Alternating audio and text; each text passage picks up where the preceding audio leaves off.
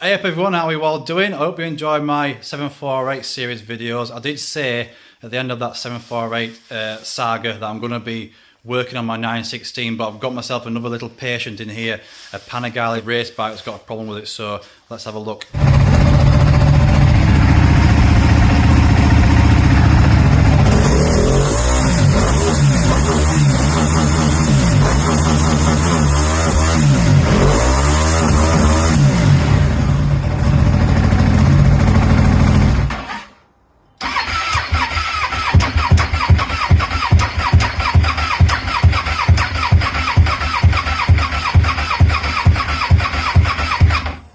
Story behind it is that he was riding around Cadwell and it developed an engine misfire. It felt like it was running on one cylinder, which could describe it. Eventually got it back to the paddock. It had the engine warning light was on, engine management light. Got it back to the paddock and it would not restart after that. They did try another battery on it, but it ran like crap and then it wouldn't run again. So he's got it home, he's got himself a fault code reader. He's not got the equipment to plug this in, so he's got a fault code reader.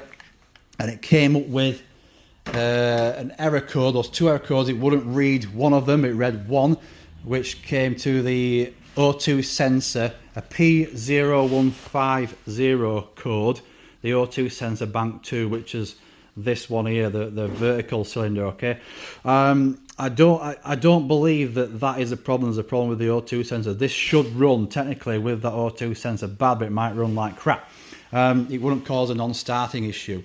So the error code says to me that there's a problem with the ignition system or fueling system on that rear cylinder. It's not firing. So what's happening is, this is my assumption, happening is it's running on the vertical one. The exhaust is up to temperature, so that sensor will be reading, but the rear one, because the engine is not running, it's not actually getting up to temperature and giving the correct voltage for the ECU to read it. So nevertheless, I might be wrong. I can always be wrong. What we're going to do, I've left this battery on charge. I'll just show you what the bike is doing. It's brought it to me with charged the battery up full.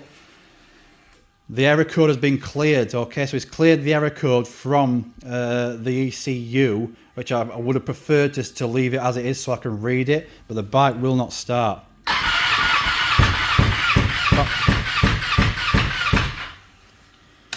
It does not start, but when you do try to fire it, eventually I can smell fuel, so this is actually pushing fuel out.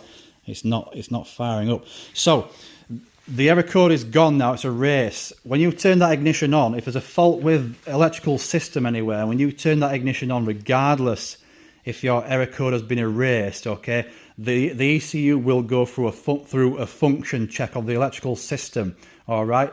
It would log a fault on there. If I disconnect some of these wires on these sensors, when you turn that ignition on, it won't be able to complete those circuits, so it will throw up a fault on the ECU. It should do that.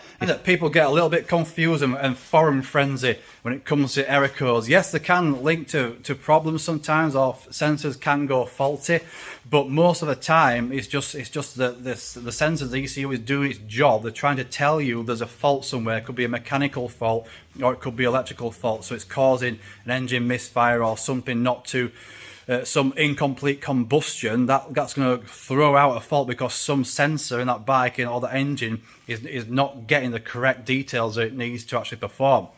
For instance, you could have an injector fault on a car. You could have a faulty injector on a car or something, and then you can get an error code saying engine knock sensor above threshold. You could get injector 4, cylinder 1, something like that. So it just means that there's a problem with the mechanics of the machine, but it's throwing out an error code. It doesn't actually mean that those sensors are faulty, okay?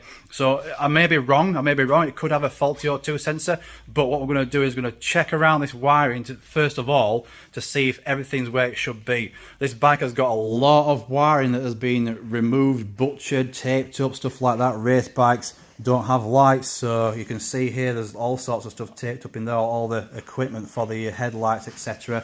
So we're going to go through a lot of that wiring first. Usually wiring that can go faulty is wiring that's down here near the handlebars. Most of this stuff here is just laid undisturbed, but when you turn these bars around, swinging it around, you can end up pinching some of these wires or cutting through them, stuff like that, if they're not mounted correctly. So we'll look at all that. But first thing I'm going to do is just get the tank up. I want to actually see if the fuel pump's priming. I want to see if there's any bubbling in the tank, because it could even be the fuel hoses. So I'm going to enter the diagnostics mode here. Okay, so if you've got the standard switchgear, it'll be the button down button. So what I'm going to do is hold that down, turn the ignition on. There we go, so we're into the settings menu. Now on the screen here, I'll just bring this closer. On the screen there, sorry about the angle, there's no error code showing on there, okay? If there was any error codes, it should show cycle on there, so there's no point going any further with that. So I'm just going to cycle through the menu and see if there's anything on there. Nothing on there at all. Alright, battery 12.3. Funniest thing is my multimeter says 12.56, but that says 12.3. I don't know why that is. I think my 1198 used to show a little bit of a lower voltage than what was on the multimeter. Anyway, that voltage, that is quite low, and these bikes require a fully charged, healthy battery to run all this computer equipment which is on these bikes. Okay, so you do need to make sure you get a battery. Sorry, that's my multimeter saying it needs to turn off. You do need to get a battery, I say, around about 280 cold cranking amps at least to power these bikes up, alright. So let's get the ignition off and then take it to bits and have a look, see what we can find wrong with it. Right. Alright, so I've just been checking out the air temperature sensor and the wiring is all showing on that. Look at that. This would cause it to stall if it's faulty, but I don't think it will cause a non-starting issue. But that wiring, nevertheless, could be a culprit for this situation. Alright, so I'm just going to separate those apart. Separate them apart, make sure they're not touching. And see if that cures our problem.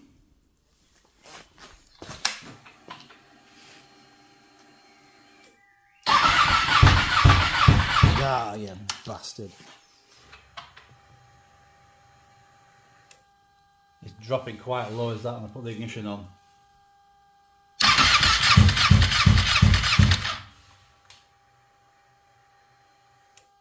I've got a tank up time. I'm going to use my Aprilia tank support to prop this up.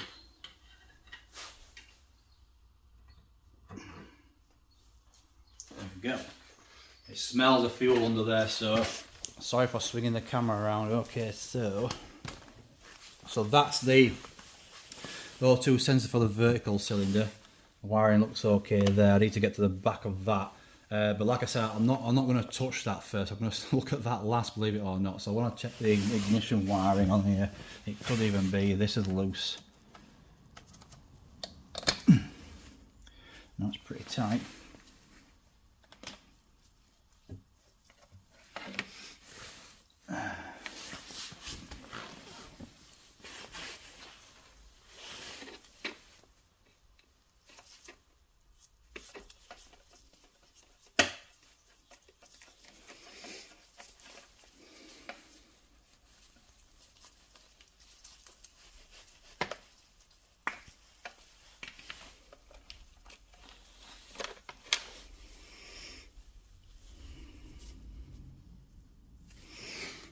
So that, I'm going to test this lead, okay, but it's got a little bit of scoring on there where it's been rubbing. You see that? It doesn't take much for these to actually cut through and start arcing on the frame, you know, so, or the engine, whichever. It can arc across that and cause a misfire, these HT leads, so it could be that. We're going to test that. I'm going to take the front one out as well. Oh, that's tight. Oh, you devil. Come on, come to Paul. Oof. Go there.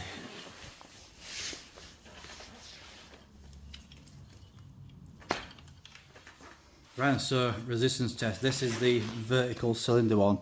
It looks quite black on there, actually, that. Looks to me like it could do a clean up, but like I said, these can go faulty, alright, so. Oh. Come on.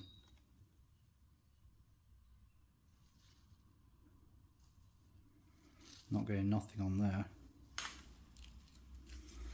This is the horizontal cylinder. This one's even worse. It's pretty black and gruesome on there.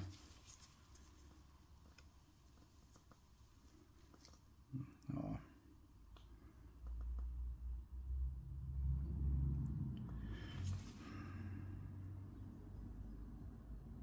That's not going either. I'm getting something, that's alright. It should say zero, it should zero out really, there should be no resistance on that. Sorry if I'm not holding this correctly, but basically all I'm doing is this.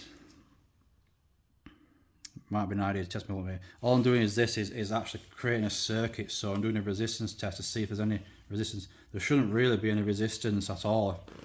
Let's have a look. Nothing. Oh, a lot of resistance there. 2.2, 2.3. It should really zero that. So that's not getting anything either. It does look pretty black, so it's possible that these are shot. I'm going to test the plug cap as well.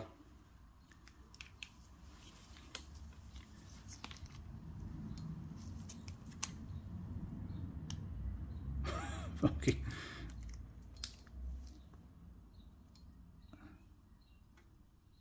Wow. Dark and grim.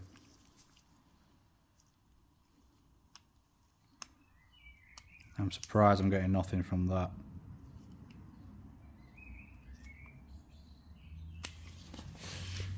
I don't have any Ducati plug caps for that, but what I'm going to do is just rig up some HT lead probably, just see if I can get those back. I'll get the plugs out tomorrow. It's a bit late this evening, so I'm going to get the plugs out tomorrow and just build this back up together, turn it over and see if it's actually creating a spark on the plugs. But I'm just quite surprised that there's no continuity on those plug caps. I really expected something, but if there's none, then there could be bust. That could be why it's not firing up, in my opinion. So I don't think there's anything wrong with any electrical sensors, nothing like that. It's ignition system, in my opinion. Yeah.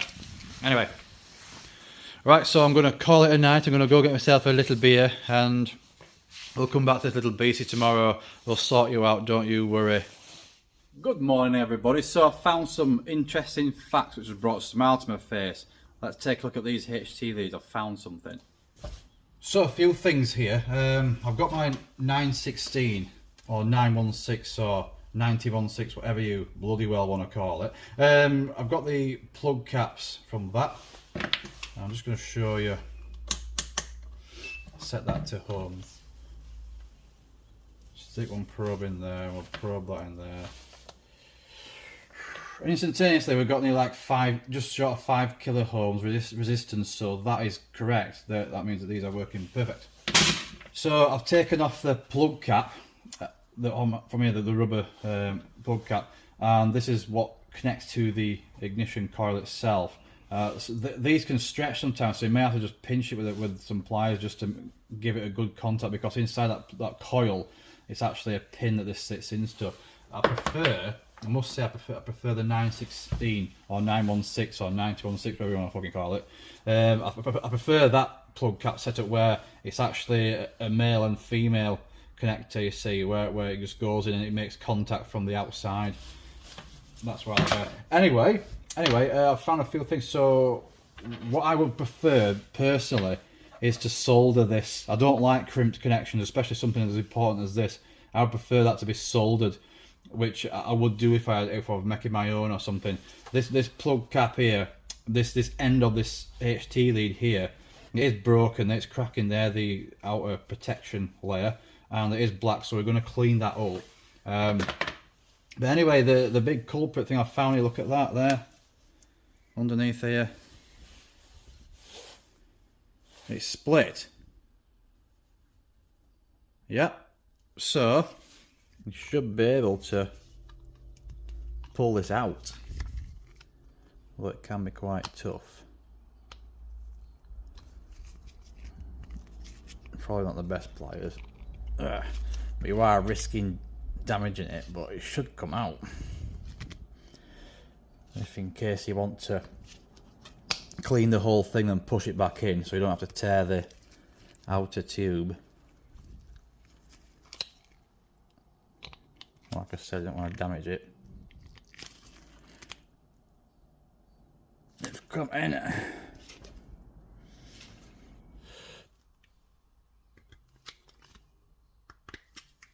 That way you can clean it and put it back in. I do apologise with the focus. The other one, a slight split in it. So what I'm going to do, we're going to get some new ones and then we'll get this damn thing fired up, I reckon. Just fucking good, Anna. You better fire up this when I put new plug caps in, else I'm going to look a right idiot. But I'm quite excited. I think that's the problem with this Panigale actually. And I know there's some people who've had problems with their 899s and their Panigale series bikes, or could be multi-strides, anything that's not firing up correctly, and you got to be careful when it comes to these HT leads and things. It's a part that people don't really replace or check when it comes to service intervals. I check them all the time on mine. If I'm putting new plugs in, I'll check the health status on the HT leads and that. Coming from a motocross background, the old two-stroke days, we would go through coils quite regularly sometimes due to the high revving and high maintenance that those bikes have. Anyway, I'm going to clean that up with. So I'm going to clean those ends up with my trusted Harpic bog cleaner, and then I'll see if I can do something about those plug caps. I want to actually have a look inside them to see what makes them tick. Right. So look, so we've got one probe in that side. I've got to really pressing, I'm gripping that so tightly and it's not giving me a reading, so scratch it. We've got, that's what we want, that's what we want.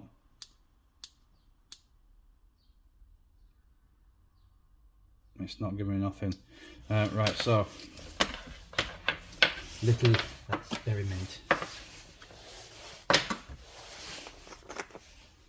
Could be busted, we never know.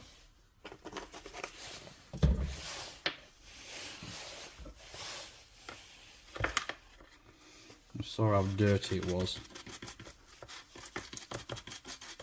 Oh. And real time cleaning this.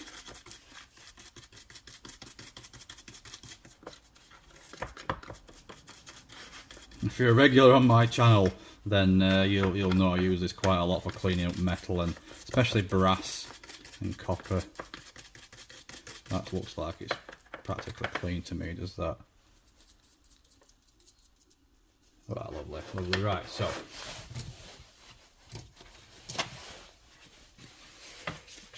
I shall just simply neutralise those acids.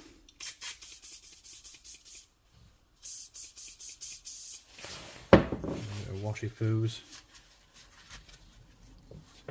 It's better bloody work. It might not work. I mean, look at that now. There, look at that. How clean that is. That's just literally seconds of cleaning your copper, your brass connector. So let's see if I get anything out of this now.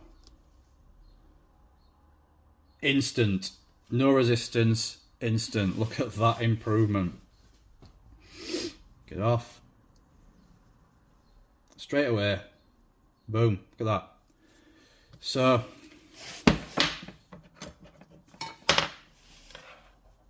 and the other one, this is even worse, this one, look how dark and burnt that is there. Whoa, high resistance, got something, nothing. Scratch him up a little bit, nothing. Knackered. So, I'm going to do this. Do the same with this one. Dip him in there. Straight away it's just attacking that. That's why you got to keep your teeth clean, but don't use toilet cleaner to keep your teeth clean.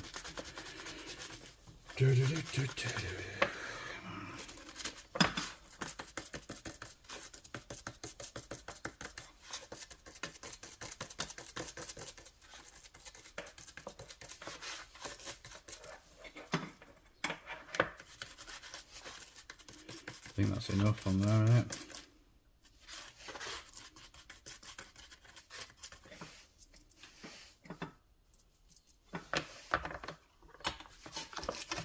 That's enough, I think. Just give it one more courtesy scrub.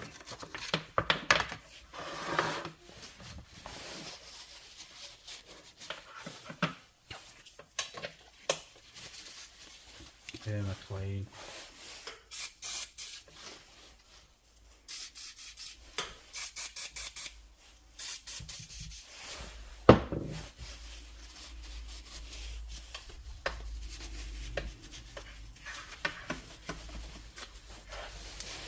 Right, we're all clean. Just a few minutes of scrubbing. Try again.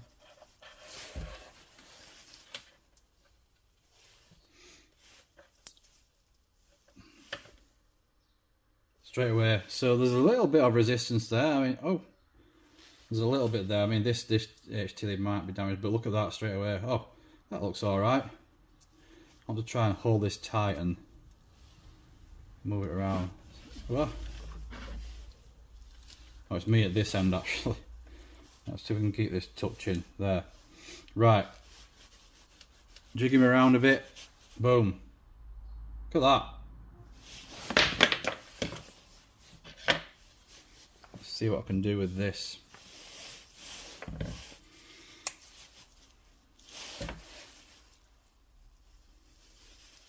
Might as well pull that apart, haven't I?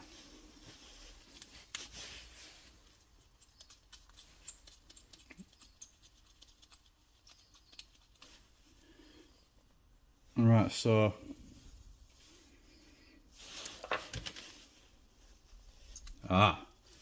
these are similar to the VTR Firestorm ones. Not getting nothing through that, were we? Look at that. That's touching both ends there. Not getting nothing through it. Get some more harpic in there, eh?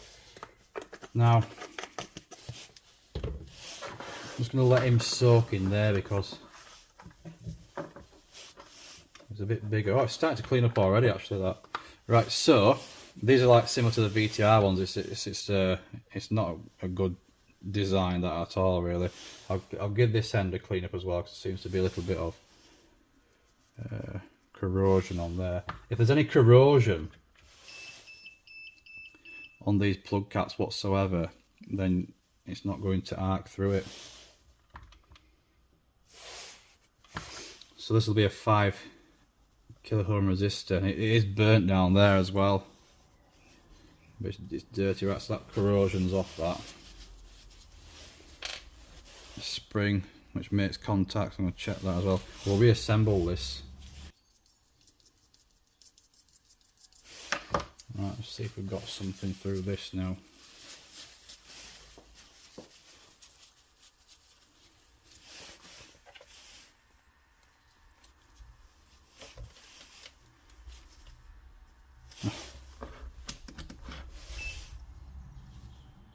Yeah, straight away. See that there? Straight away. So there's our problem. Alright, so all these are clean up now. I've run the wire wool wheel on the grinder just to clean those up. You don't have to use Harpic to clean these up, but it is a good source of cleansing. So I might run a tap inside those threads just to get off any excess rust or corrosion, oxidization. The Harpic has done a fantastic job yet again. I've cleaned up these resistors as well, got those all nice and shiny. I'm going to grease these up with some electrical grease or some copper grease in them. I've even cleaned out that inside there. Let me get the light on. You can now see, I couldn't see in there before. I can see that spotless in there now. I've cleaned up this side, it's nice and shiny. So I've run some WD-40 there to get all the Harpic out. Don't want to leave it in there. So what I'm going to do, I'm going to build this back up together and screw those HT leads in. I'm going to cover this up. I won't be able to really, I can get this back on, but it's not a good insulator because there is a gap in there. So I'm going to ditch those for the time being. This is just a temporary solution. I mean, you can clean these up or in emergency, or you can just simply get some new ones. Okay, brand new ones. Don't get second-hand ones of these. I know there's some for sale. Don't get second-hand ones because I guarantee that they probably will have a similar problem. So what I'm going to do is I'm going to get the HT leads in, like I said, build it back together. I'm going to run some self-amalgamation tape around there to insulate it. I'm going to put it back on the bike, and see if we fire up. Right, so we'll pop our spring in. Get that in there. Screw him down.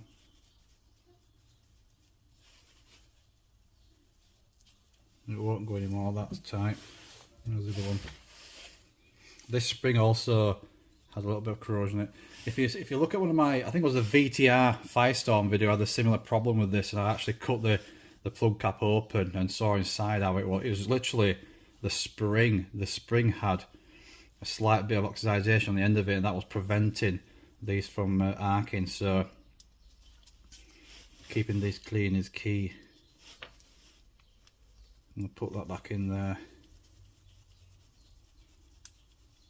Let's see, in real time, let's see if I get continuity.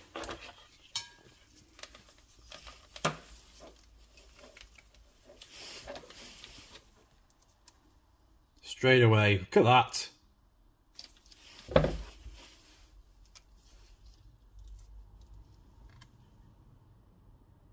Right, that's about spot on. Let's get the HT lead in.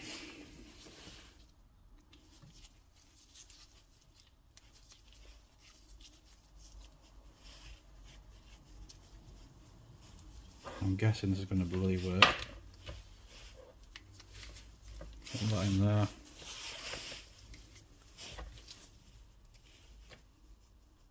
Straight away, bingo.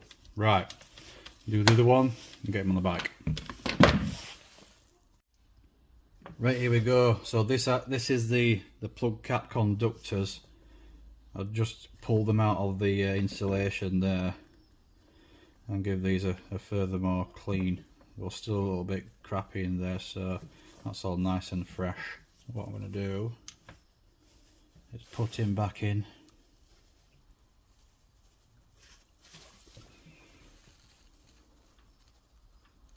There we go.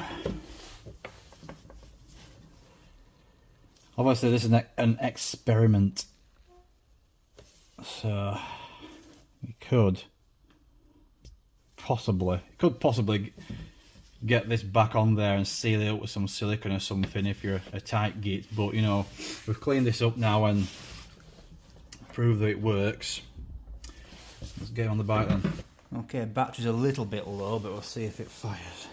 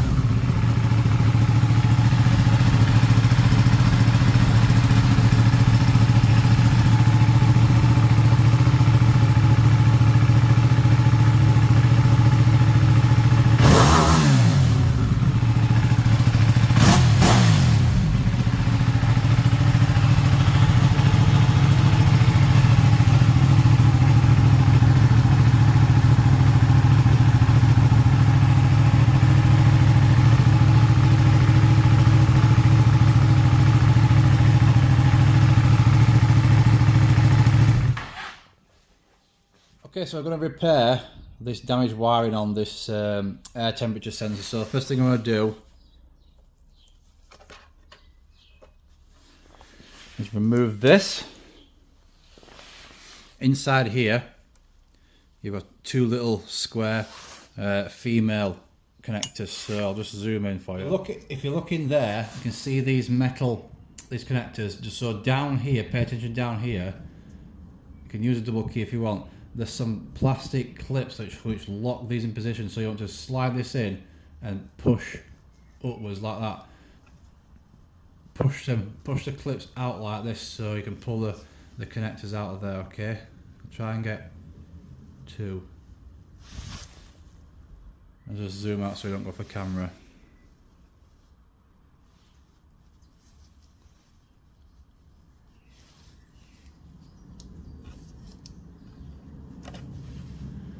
There we go. So if you just look in there, you can see those little plastic tabs. Just see them there. Look. All right, I'll leave those out of the way. Okay, we'll put that down safe, and we've got our connectors here now. What we're going to do with that, there's a couple of things we can do with this. I can either just put some heat shrink over the wire and shrink it back down because it's not broken. I'll just clean that up, or I can just put a new connector on the end of it. Okay. So what I'm going to do with these 2 connectors here, the 2 things, I could either repair the wiring and put some heat shrink on here and shrink it back down, or I could just cut them off and fit new connectors on there.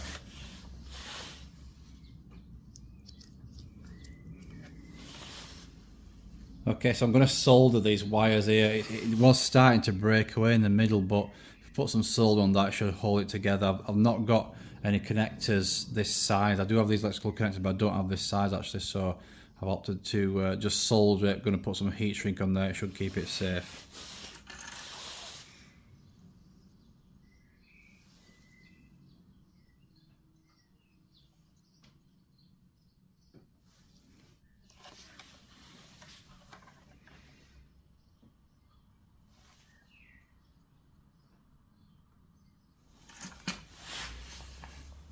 So when that's cool, I'm just going to clean that up with a little bit of alcohol. The reason being, when you're soldering, solder can have flux in it, so the flux will actually start to corrode the solder, believe it or not. So when you heat this up, the flux should push out any impurities, but you do have to clean it off because it will start to corrode the connector, the joint. All right. So I'm going to get a little bit of alcohol on there and just clean that up before I put some heat shrink on it.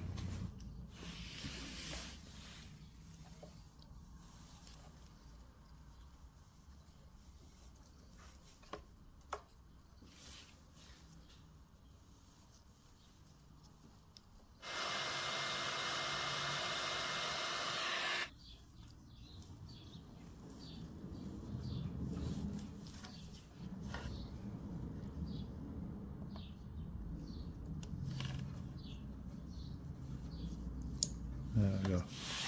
Just going to wax some more. I should have put some more heat shrink around here actually, but I'll tape that up so it's more protected, and then job's a good. Right.